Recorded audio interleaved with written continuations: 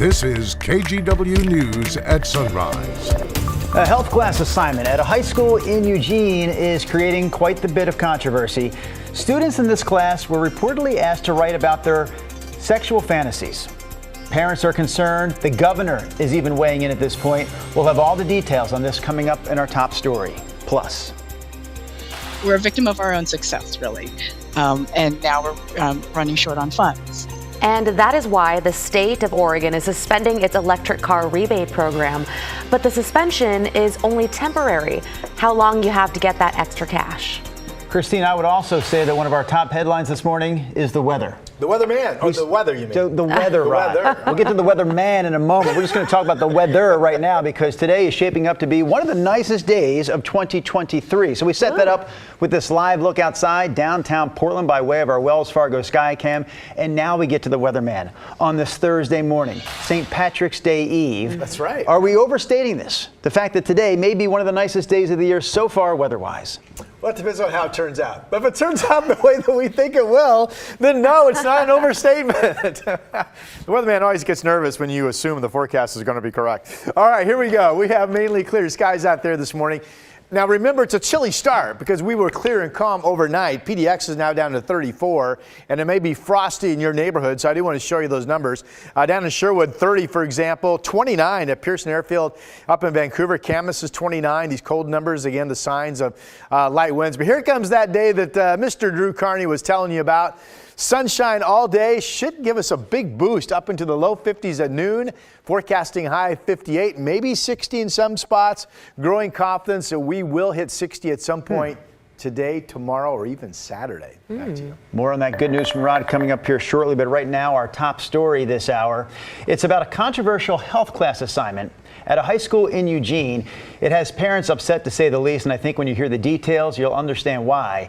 It's even drawn a response from Oregon Governor Tina Kotek. Yeah, so this assignment that we're talking about at Churchill High School asked students to share a sexual fantasy. Our Devin Haskins joins us in studio this morning. And Devin, school officials say they are now reviewing that curriculum. Yeah, Christine, that's correct. It's part of the Health 2 Human Sexuality class at Churchill High School. The health classes use a curriculum called OWL, meaning Our Whole Lives. It was developed by the Unitarian Universalist Association and the United Church of Christ and adopted by the school district 7 years ago. The assignment in question asks students to write a paragraph or two about a sexual fantasy, but without penetration. The last line of the assignment says it's to show that you can show and receive loving physical affection without having sex. In an email to parents, the school's principal says the OWL curriculum is endorsed by the Oregon Department of Education. But according to the Oregonian, a spokesperson for the ODE says OWL is not on that list. Parents in the district, rightfully so, were furious once they learned of the assignment. I'm not an expert on Our Whole Life. I know what I can find on the internet. I know what I've read from the Oregon Department of Education.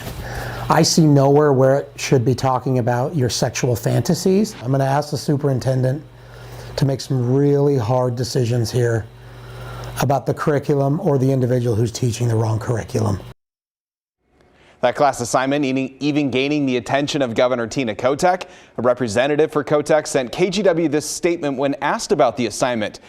They write, "The governor is appalled and thinks these assignments are woefully inappropriate and unacceptable. They do not reflect educational best practices or Oregon standards." Now, this is not the first assignment that's raised some eyebrows. A previous assignment from that class from February was titled, "With Whom Would You Do It?" Students spun a wheel with various sexual acts on it, and then were asked to list the initials of a male or a female that they would do each activity with. The teacher of this class is new to the district and a football coach for the school. The school district now says the sexual fantasy assignment will be removed from the class syllabus and will not count towards the students' grades. Christine? Okay, thank you, Devin. Well, if you want to take advantage of Oregon's electric vehicle rebate program, you only have until April 30th. The state is temporarily suspending the program because too many people are making the switch to electric. KGW's Catherine Cook explains. The year was 2018. The idea of driving electric or hybrid vehicles was still a foreign concept to a lot of people. That's when the Oregon DEQ rolled out a major financial incentive for drivers to go that route. A standard rebate ranging from $750 to $2,500, or a rebate of $5,000 for low and moderate income households. Since then, the Oregon Clean Vehicle Rebate Program has issued more than $71 million, helping some 35,000 people and the environment. I mean, it's fantastic that so many people are taking advantage of the rebate. Rachel Sakata is Senior Air Quality Planner at Oregon DEQ. She points to the growing popularity of EVs since then, with purchases tripling from 2019 to 2020. That means more rebates, too. Funding from the program comes from the state's vehicle privilege tax. This year, they had $15.5 million available for rebates. Based on EV sales so far this year, they expect that money to be gone within a few months. That's leading DEQ to this. April 30th is now the last day to purchase or lease an EV or hybrid and qualify for this year's rebate funding. We're a victim of our own success, really. And now we're running short on funds. And so, unfortunately, we've had to temporarily suspend the program because we can't give out rebates if we don't have any more money to give out. It's really disappointing to see this rebate suspended. Just when the electric vehicle market is really starting to take off. Jeff Allen is executive director of Fourth, a nonprofit advocate for transportation electrification. He points to rules the state recently adopted that would end the sale of gas-run cars by 2035. That includes targets like 2025, when 25% of new cars sold in Oregon must be electric. To set those legally binding requirements and then make it harder, more confusing, more expensive for people who are trying to do their part to contribute to them, it just really sends a mixed message. Fourth is working on legislation to add more funding to the rebate program. HB 2613 is seeking $30 million from the general fund to sustain the program for the next couple of years. So we are optimistic still that legislation can get passed and we can get this program funded and that this suspension will be very brief. For now, the clock is ticking on this year's rebates. EV inventory is waning and prices continue to rise. Catherine Cook, KGW News. So there is some good news here. The suspension won't impact federal tax credits. New EV and hybrids may still qualify for up to $7,500 and up to $4,000 for used cars. The DEQ expects 2024 rebate funding to be available again starting next year in March, maybe sooner if they receive more funding.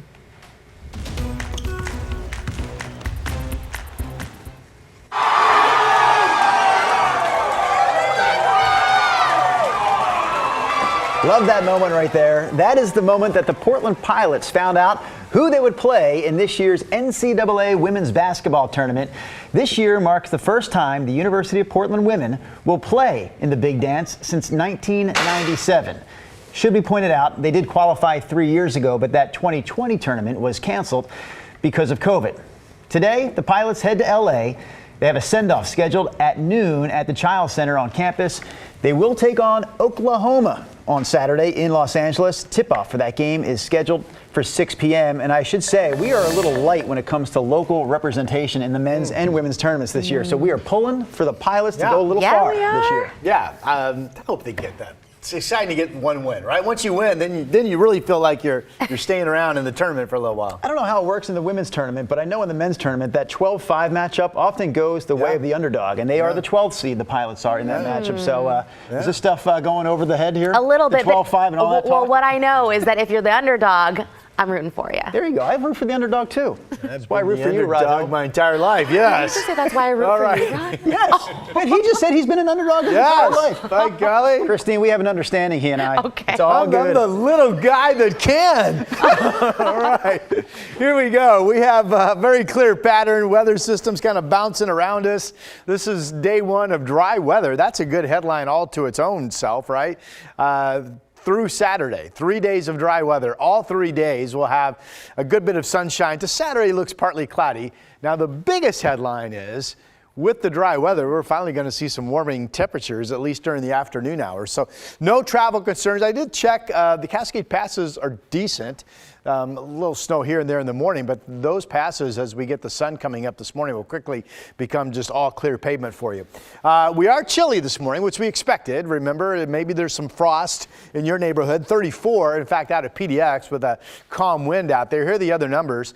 Everybody that's cold pretty much has a calm wind. Astoria 30, Newport 32, Kelso 32. Salem will get down to 32, currently at 33. It's 27 out in the Dalles, 31 out in Pendleton. Cold spot on the map this morning is Burns at 12 degrees. Well, with sunshine, everything is about the temperatures, right? So here we go. This shows Astoria 58, Pacific City 53. Generally, the winds at the coast today will be light with clear skies. I mean, that's a fabulous day, right? Okay, in the valley we go. Generally, winds here not bad either. Northeast 5 to 15. This shows upper 50s to maybe we will hit 60. Now, we've had some days recently hit 55 with a little bit of sun, not a lot, but a little bit, and an air mass that wasn't nearly as warm as the one that's now building in today. So wouldn't be surprised if we do above what the forecast modeling is showing and hit 60 in quite a few spots later today. It shows 53 in Hood River. Now, east winds will be developing out of the gorge during the day, and that will provide a little bit of cooling in East Multnomah and Clark counties. This shows gusts in the west gorge getting up to about 35 miles per hour. So for now, we'll go 58 in Portland, maybe 60. 60 Friday, 62 Saturday. Showers return Sunday and Monday. Both these days would see rain amounts probably less than 2/10 of an inch, or certainly less than 1/4 of an inch. Monday is spring, by the way, and then showers continue on Tuesday and Wednesday. But for the time being, I'm just going to snuggle up next to the forecast and toss it back to you.